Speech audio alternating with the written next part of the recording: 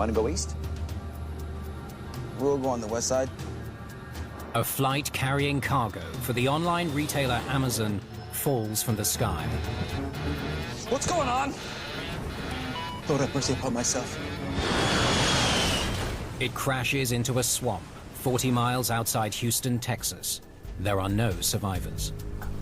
We literally had to shuffle along with our feet and hands in this water and mud in order to find anything. As investigators attempt to piece together the wreckage, security footage gives them a valuable lead. 767s just don't fly straight down like that. Could the sudden loss of altitude have been deliberate? It's possible. Lord have mercy! Pull up!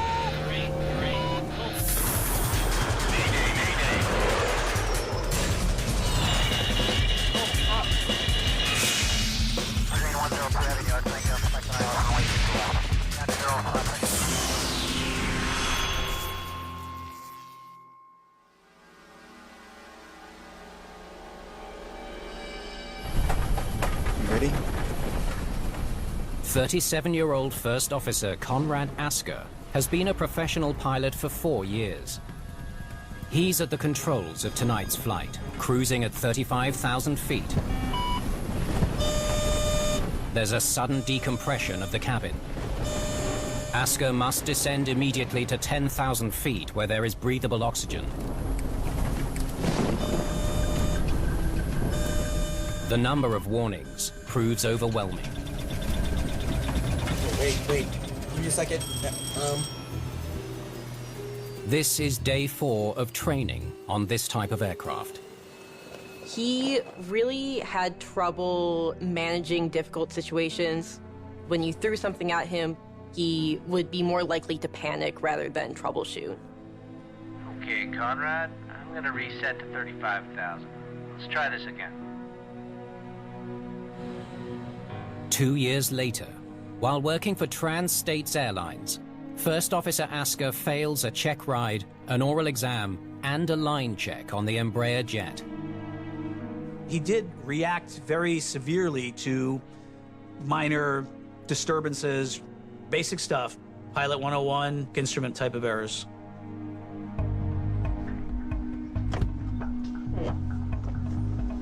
Three years later, after failing captain training at Mesa Airlines, Asker's career is now in jeopardy.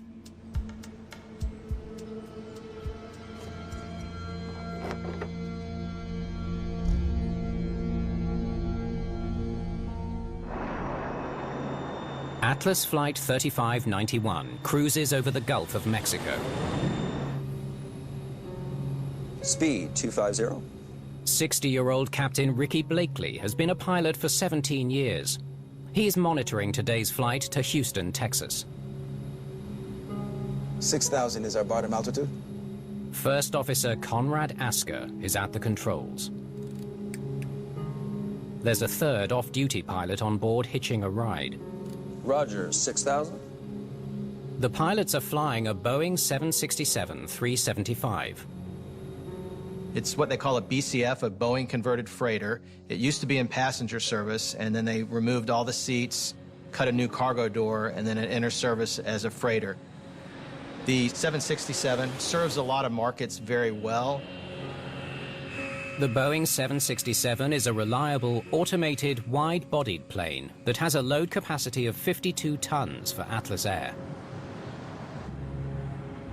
Atlas Air is a cargo and passenger airline that flies for various contractors, but their biggest customer is Amazon.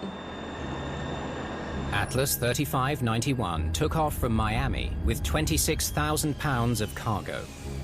It's a 2.5-hour flight to Houston. All right, confirm. 279 miles from their destination, the pilots set a target altitude for descent. Attention all aircraft. Hazardous information, Houston Center. There's a weather advisory. It's going to be a bit choppy coming in. Giant 3591. Copy that. For today's flight, Atlas Air's call sign is Giant 3591. Could be a bumpy ride. You say something?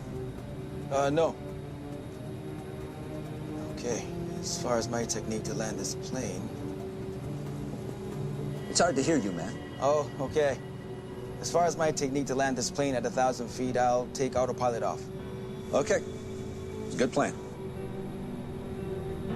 61 miles from the airport, the 767 continues its descent towards Houston. Giant 3591, Houston Center. There's a light to heavy precipitation west of Dayton moving eastbound. A few minutes later, the controller updates the crew. There was a cold front that was moving from the northwest to the southeast that they would have to navigate around. This was just a routine cold front, no convective activity to really worry about. All right, thanks for the heads up, Giant 3591. How do you want to get around this stuff? Cut to the east of it? Join up on the north side? 1 second, I'll get right back with you. Your controls? Great. My controls. The first officer hands control to the captain while he considers his route around the precipitation. Somebody always needs to be flying the airplane. So the pilot flying, if he needs to do something, will hand off the controls to the pilot monitoring, and then they switch roles at that point. Want to go east? Giant 3591, we'll go on the west side. The only problem is there's a bunch of departures in the west. But if you hustle all the way down to 3,000? I can get you west of this weather. The crew decided to go west.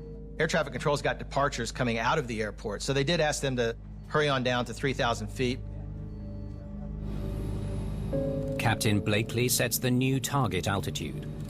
3,000. Set. The autopilot begins descent earlier to reach the target altitude. To slow the plane, the first officer deploys the speed brakes. It actually puts an airfoil up on the wing of the airplane that will slow the airplane down. It's also very helpful to use to descend the airplane if you need to get down faster than a normal configuration with a clean wing. As the plane continues towards Houston, EFI? the first officer notices that one of his flight displays has gone blank. The EFI, or Electronic Flight Instrument System, displays vital flight and performance data. Okay, I got it back. Now it's back. Yeah, press a button, it fixes everything. If there's some problem with the display in front of you, what you want to do is cycle it. It'll switch to the center and then brings it back to your own side of the aircraft. All right. Your controls. My controls. The captain hands control back to First Officer Asker. Okay. Flaps 1. 40 miles from the airport, the crew configures the plane for landing.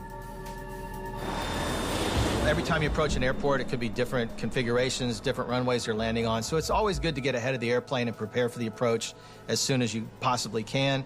That way you've got a mental picture of what's going on as you enter the terminal area. It's supposed to be on heading, yeah? As Flight 3591 gets closer to the airport, the pilots prepare for their final approach. Giant 3591 and about another 18 miles. We'll cut you due north for a base leg.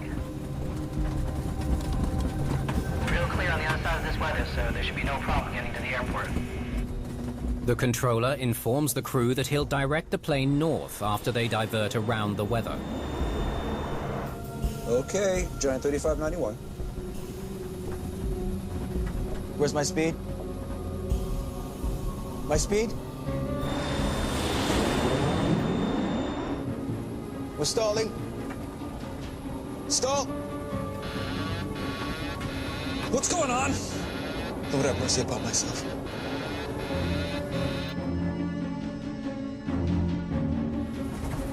Lord have mercy, Captain! Pull up! The pilots of Flight 3591 struggle to recover the plane. But they're too late.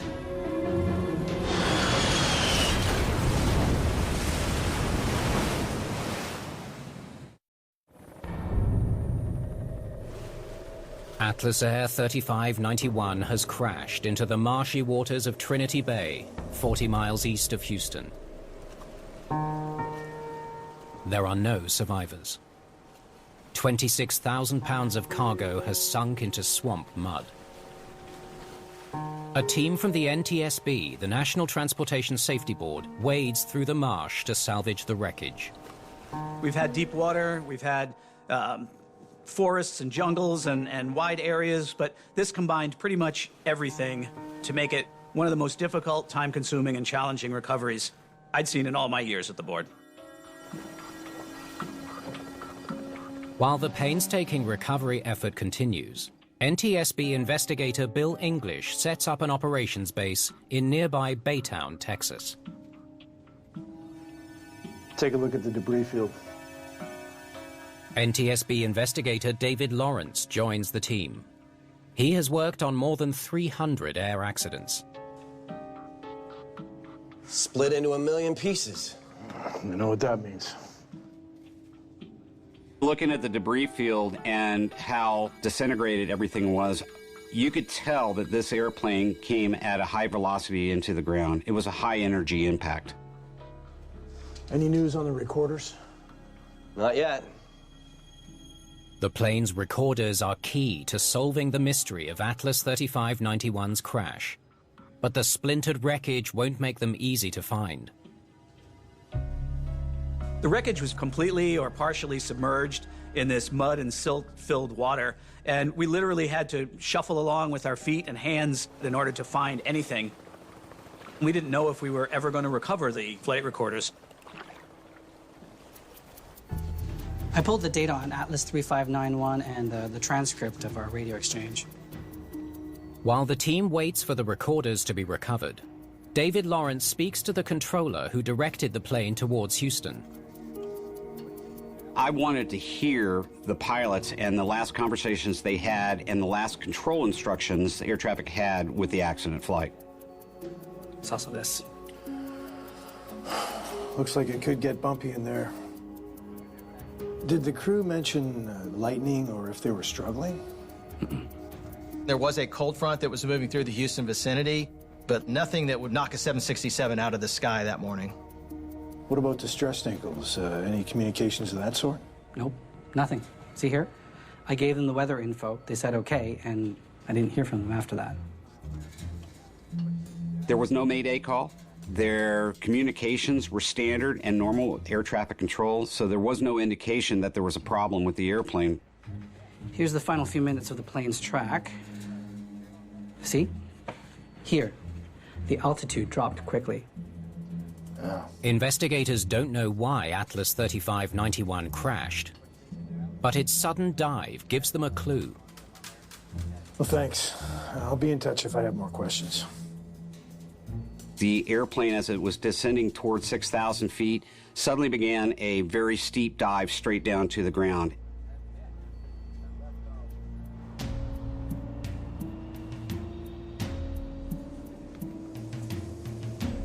With weather eliminated as a reason for the crash, Maybe it's a flight control problem. investigators turn to the wreckage for clues. Let's see if we can find the jack screw. A jack screw inside the tail controls the horizontal stabilizer. As the jack screw turns, it moves the stabilizer up and down to adjust the pitch of the aircraft.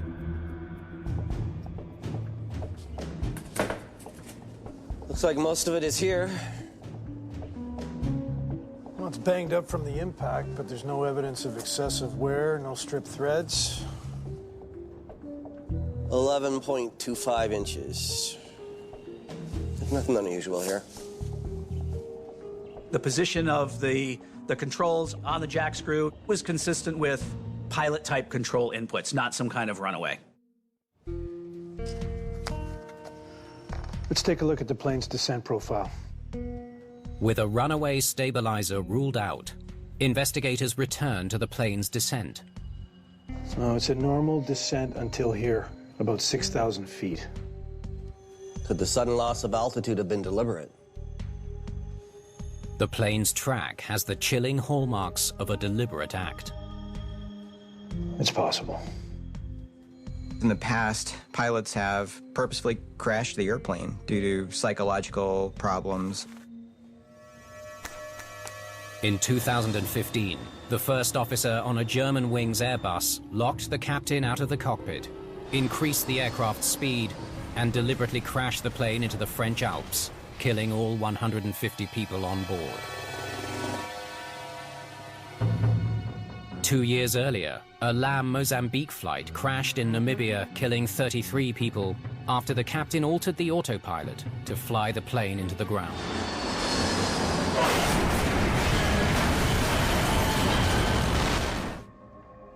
Both these incidents, the pilots were dealing with some serious issues. I'll get our crew's medical records. As the team looks into the mental health of Atlas 3591's crew, they receive news from the recovery effort. They found the cockpit voice recorder. The cockpit voice recorder is sent to Washington, D.C. for processing. Captain's medical file. There's no issues here. He passes medical checks. There's no history of depression or any other major personal issues. What about the first officer? He passed all his medical tests. There was nothing in the medical histories of these pilots that was a red flag for an intentional act type scenario. Ah, good timing. Thanks. The cockpit voice recording should shed light on why Atlas 3591 was in a high-speed descent.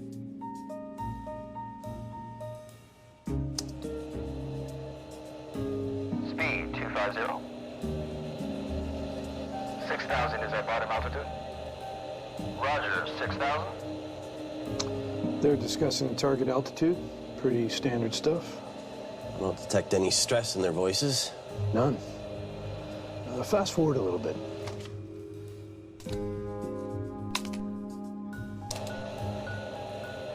All right, thanks for the heads up. Giant 3591. How do you want to get around this stuff? Cut to the east of it? Join up on the north side. 1 second, I'll get right back with you. Want to go east? As investigators listen to the crew and air traffic control discuss the flight path around the weather, EFI? they hear something interesting. Okay, I got it back. Now it's back. Yeah, press the button, it fixes everything.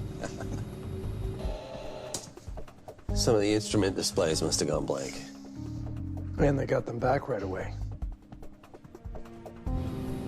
We heard that the first officer was having a little bit of an issue with his electronic flight instrument switch, but cycled that switch and basically cleared the problem.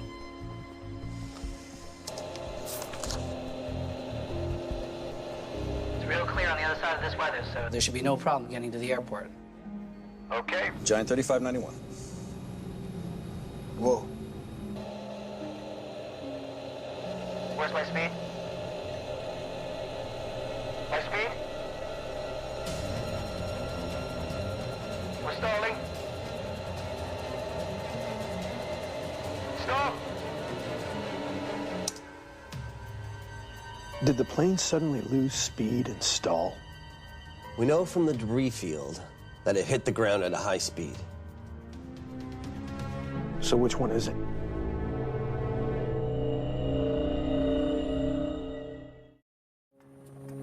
After searching muddy waters for more than a week, the flight data recorder of Atlas Airlines 3591 is finally located and sent to Washington, D.C. for processing. Everything was going smoothly until the first officer says, "Where's my speed?" 3 seconds later, he reports, "We're stalling." 15 seconds later, they crash. While investigators await flight data, Giant 3591. they review the intriguing lead Where's my speed? from the plane's cockpit voice recording. My speed? It was pretty clear that the first officer was very agitated, very confused. We're stalling. We could hear him, we're stalling, we're stalling. Stall! What's going on? Okay. Let's assume it stalled. How come? Well, the plane was carrying nearly 26,000 pounds of cargo. Well, if any cargo came loose, it could have thrown off the plane's center of gravity. If freight breaks loose or moves in the cargo hold during flight, the center of gravity will shift, putting the plane off balance into an unrecoverable stall. In 2013, a Boeing 747 air freighter crashed in Afghanistan after poorly secured cargo rolled into the rear flight control systems during takeoff.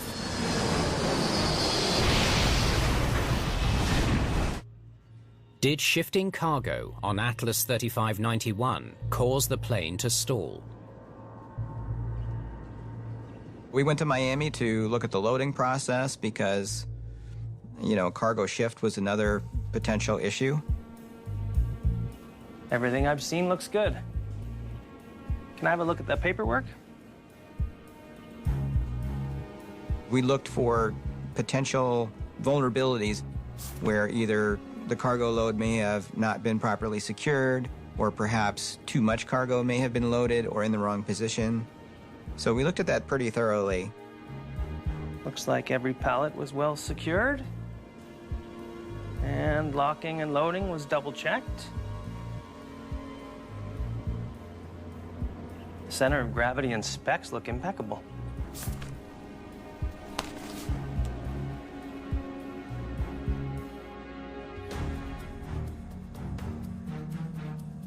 Look at this.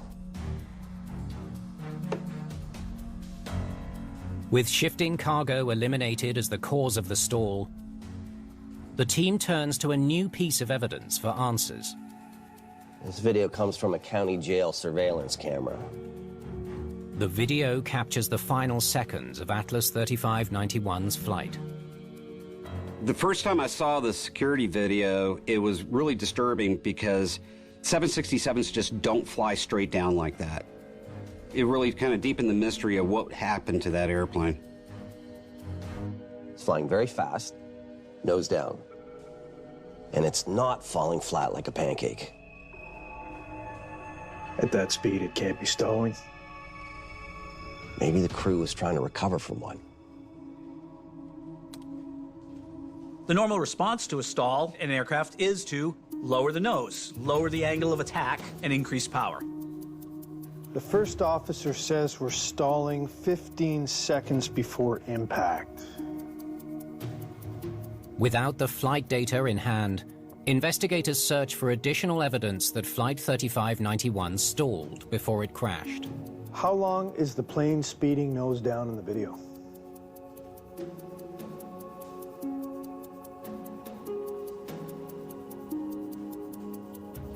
Five seconds.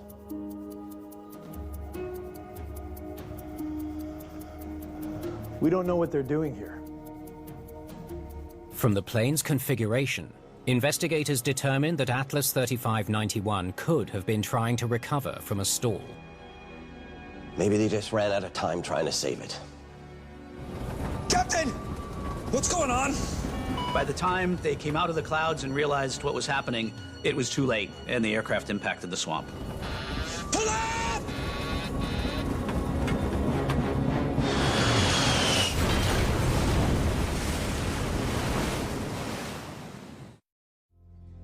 We'll start with the beginning of the descent, about 14 minutes before impact. The flight data from Atlas Air 3591 is ready for analysis. The plane is beginning to descend here, about 110 miles from the airport. The pitch is normal. The plane speed is consistent at 275 knots.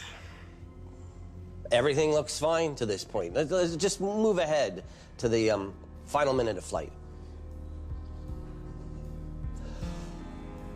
Whoa. Okay. Something goes wrong right here. That's 32 seconds before the crash. Yeah, where exactly does the first officer say the plane is stalling?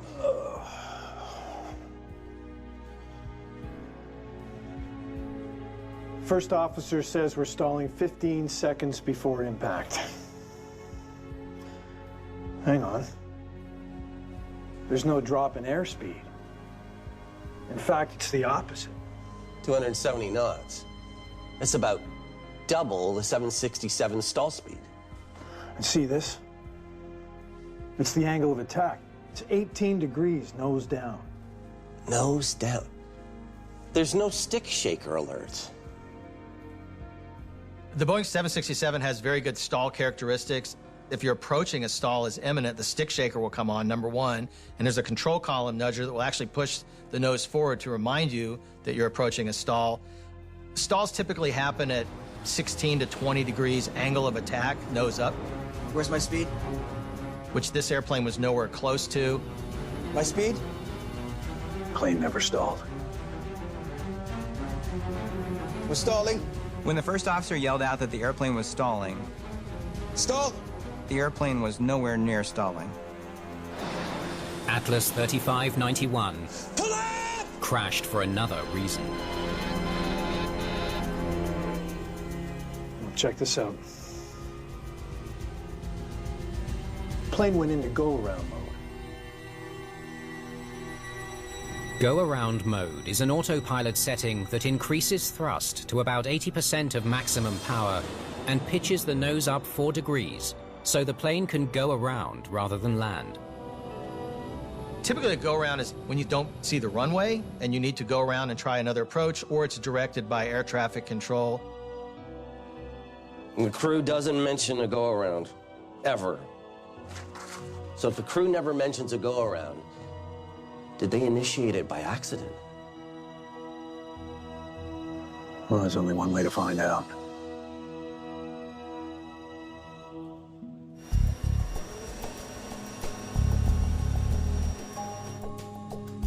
Speed brake, go around switch. Got it. Using Atlas 3591's flight data, investigators recreate the pilot's actions up to the moment when the go-around mode is activated. Plane is descending normally. The autopilot and auto throttle are on. Pitch is nose up at 1 degree.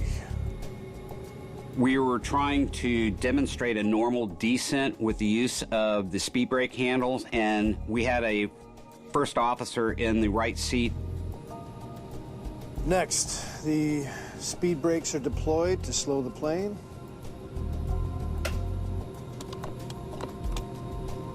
Check, the plane is slowing. When you extend the speed brake in the 767, there is no tone necessarily to let you know that it's out. Most airlines have the pilot flying keep their hand on the speed brake lever as a tactile reminder that the speed brake lever is out. Hang on.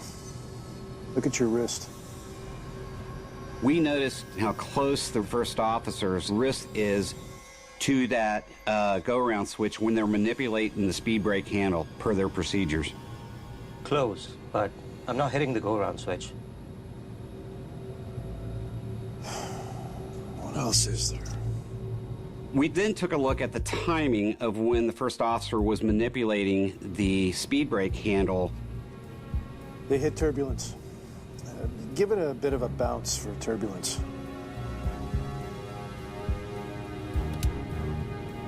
To the surprise of the investigator, the pilot can inadvertently hit and activate the go-around mode.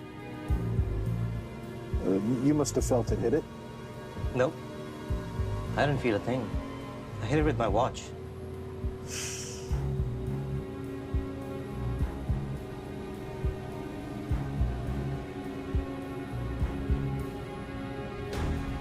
There it is. That explains it. There were social media photos that indicated that he commonly wore a large silver wristwatch on his left wrist.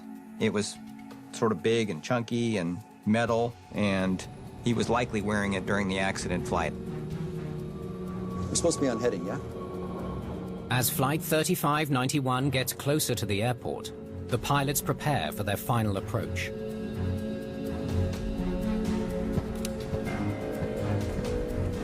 Giant 3591 and about another 18 miles. We'll cut you due north for a base leg. Sounds good. Giant 3591. His wrist would have been within an inch or so of these rocker switches. And if he was wearing this chunky metal watch, that would have closed the distance further. So if he contacted the switch with that wristwatch, it's quite possible he never even felt the contact. Looks like the crew inadvertently put the plane into go-around mode. You think this has happened before? I'll look through the pilot's reports. Investigators discover that inadvertent go-arounds do occur. We identified less than a dozen reports. However, I suspect this has happened a lot more often because crews usually detect and correct this problem quickly. When the go-around mode is activated, the primary flight display lights up and alerts the pilot. Well, it's hard to miss. It is clearly enunciated at the top of the primary flight display, right in the pilot's vision, and they should have seen that, so we needed to see what was going on in the cockpit at that time. Whoa. Okay, Giant 3591. Investigators return to Atlas 3591's data.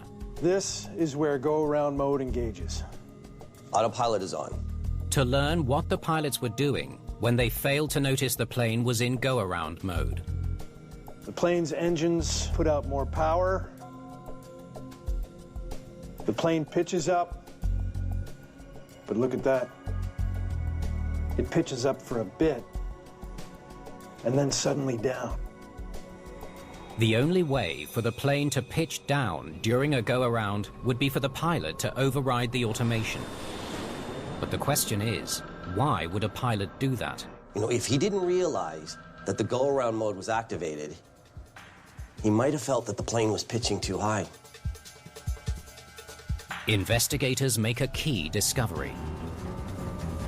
Flying through thick cloud with no visual reference of the horizon, First Officer Asker experienced spatial disorientation. Once the go-around mode was activated, the thrust was accelerating the airplane and it began pitching up. And of course, they were in the clouds, so he couldn't see the horizon. That effect gave the first officer the feeling that he was pitching up when he really wasn't pitching up as much as his inner ear was thinking. Well, that might explain why he reacted by pushing the plane nose down. So what's the captain doing? Now, wouldn't he be looking at the instruments? He's on the radio with air traffic control. Giant 3591 and about another 18 miles. We'll cut you due north for a base leg. Sounds good, Giant 3591. Okay, so when he was finished talking to ATC, surely he would look at the instruments. Investigators can't tell where the captain was looking at the time, but the FDR data can reveal what he was doing. Well, let's see what the elevators tell us. The elevator data reflects how the pilots handled their control columns to alter the pitch of the aircraft. They're working in tandem until the go-around mode is activated. Okay, look, only the captain's starts moving up. The captain must have noticed that the plane was nose down and pulled up. By the time he realized what was going on, their fate was sealed. Investigators discover the captain tried to pull the plane out of the dive, while First Officer Asker continued to push forward. Captain, what's going on?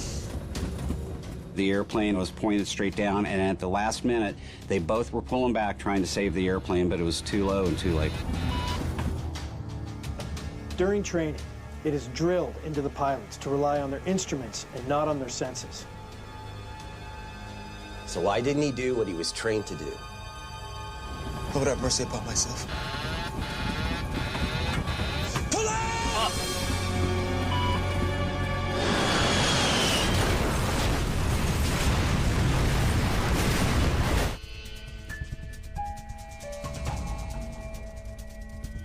We got the training records from Atlas. Check this out. The team looks into the first officer's training at Atlas Airlines to understand why he didn't rely on his instruments as he was trained to do.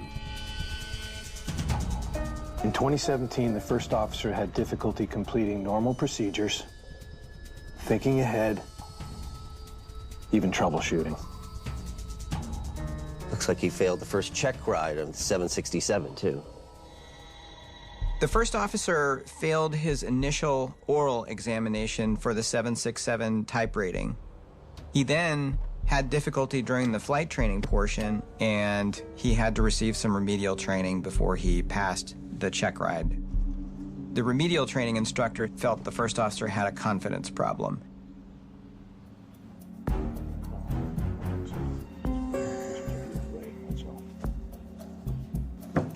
After seeing First Officer Asker's dismal training record with Atlas, the team digs further into his career. Now we need to go back and look into his history, his training. What could have led to this? How far back do these go? It's everything, from the start of his piloting career in 2008. Commute Air, Trans-States, Mesa. How many airlines? 6 other airlines over 9 years. So as we look back into the history of this pilot, we started to find some interesting gaps and some interesting information in his training. Airspeed, low. Wait. Give me a second. Wow, this is unbelievable.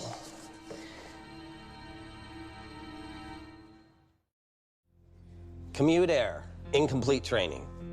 It's the same story at Air Wisconsin. He resigns from both. Investigators looking into the crash of Atlas 3591 discover a troubling work record for First Officer Asker. Both those airlines, he actually failed to complete the first officer training. 2014, he fails the oral exam, line check, and the check ride. In 2017, at Mesa Airlines, Asker trains to upgrade to the rank of captain.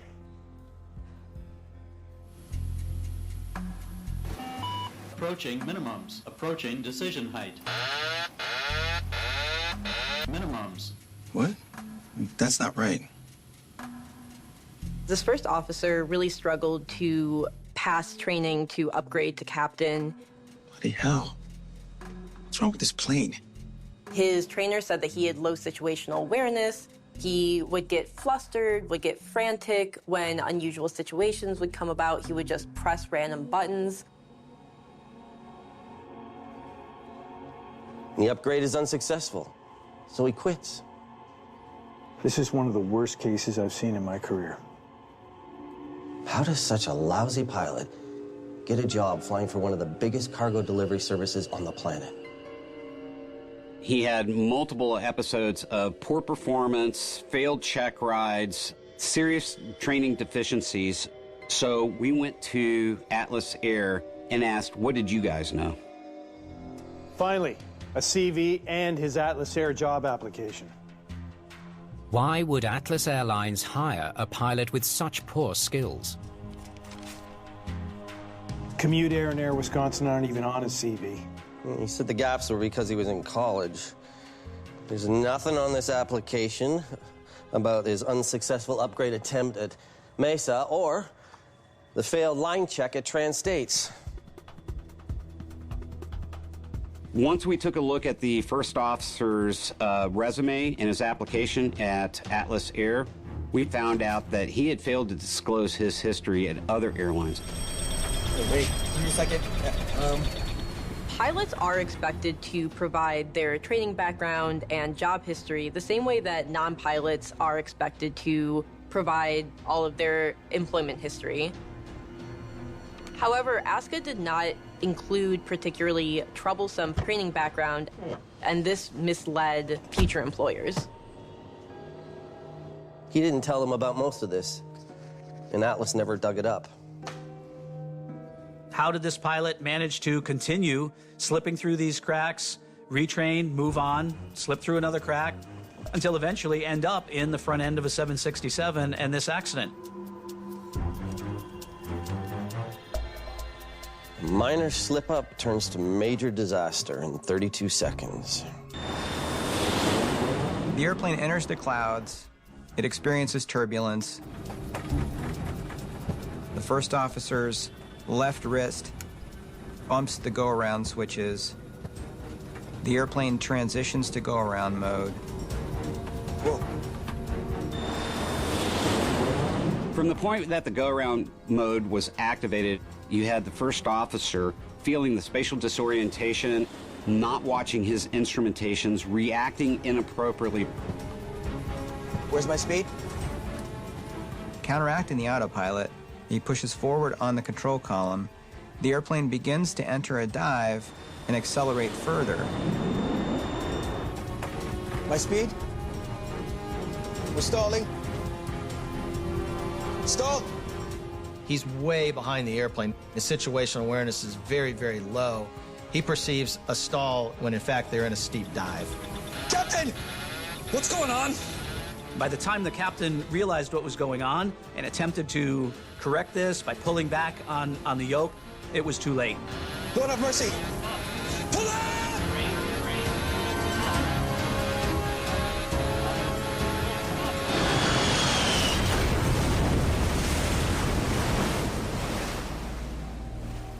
I take these accidents personally.